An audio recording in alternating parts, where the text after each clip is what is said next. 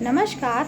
आज प्राथमिक विद्यालय दरवानीपुर करंजा कला जौनपुर के बच्चे कप और स्ट्रॉ पपेट के द्वारा फुलवारी के पाठ नन्ही राजकुमारी और चंद्रमा का अभिनय करने जा रहे हैं।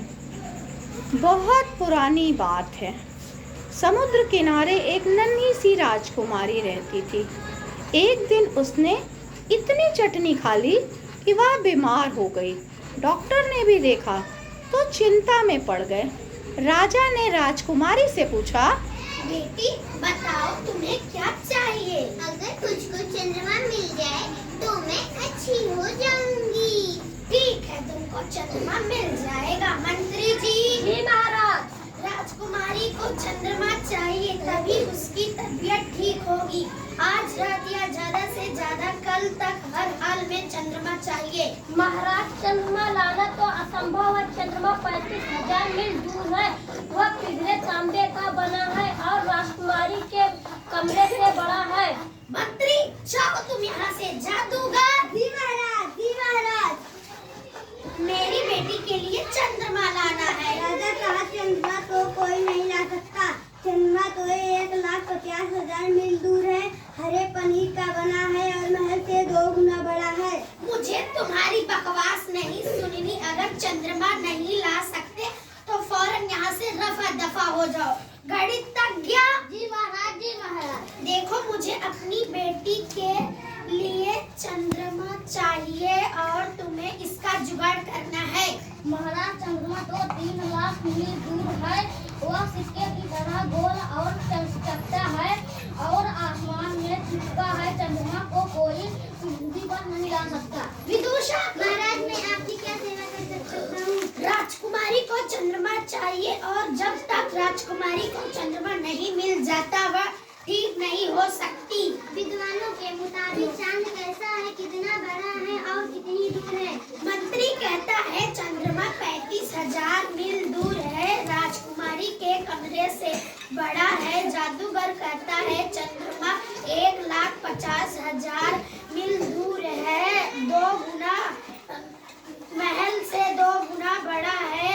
गणितज्ञ सोचता है कि चंद्रमा 3 लाख मील दूर है, मेरे राज्य का आधा है। जब विद्वान ऐसा कह रहे हैं तो सच ही होगा। अब कारण यह है कि राजकुमारी से भी पूछे, चंद्रमा कितना बड़ा और कितनी दूर है? क्या तुम मेरे लिए चंद्रमा लाए हो? अभी तो नहीं, पर जल्दी ही लाऊंगा। अच्छा बताओ, चंद्रमा कितना बड़ा है? अरे तुमको नहीं पता, चंद्रमा मेरे नाखून से जरा सा छोटा होगा, क्योंकि जब मैं अंगूठा चंद्रमा के सामने रखती हूँ तो वह ढक जाता है। और चंद्रमा कितनी दूर है? मेरे खिड़की के बाहर जो पेड़ है उससे तो ऊंचा नहीं होगा, क्योंकि वह कभी-कभी पेड़ की टहनियों में उलझ जाता है। वह किस धातु का बना होगा? अरे यह भी कोई पूछने की बात है?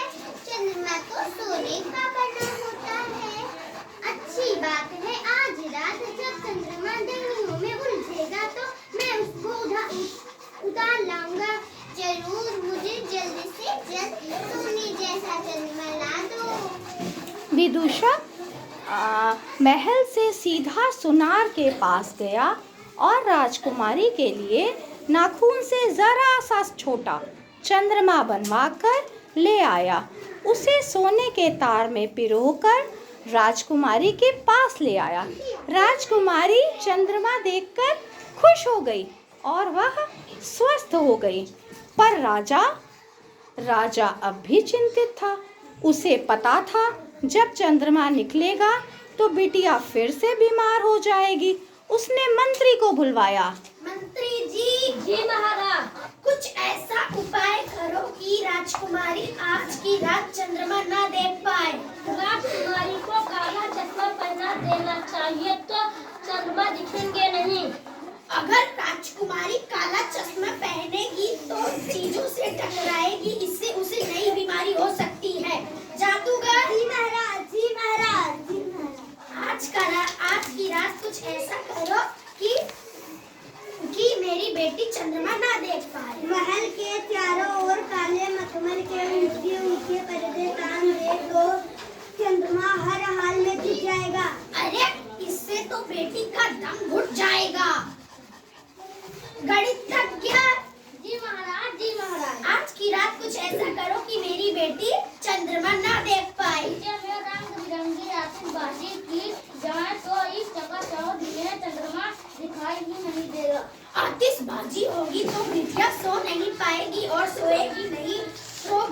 हो जाएगी, चले जाओ यहाँ से।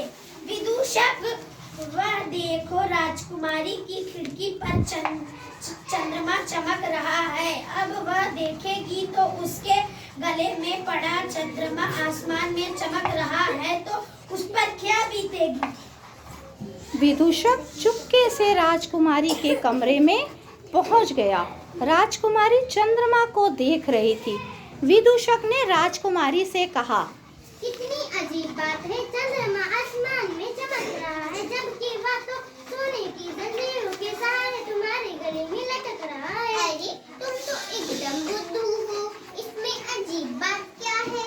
जब मेरा कुंडा टूट जाता है तो उसी जगह दूसरा उगा आता है। अरे हाँ, जानवर की सींग जड़ जाती है तो वह भी फिर आ जाती है। इतनी सी बात मेरी अकल में क्यों नहीं आई।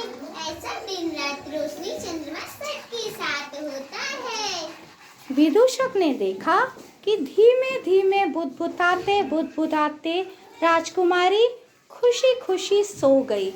विदूषक मुस्कुराता हुआ कमरे से बाहर आ गया।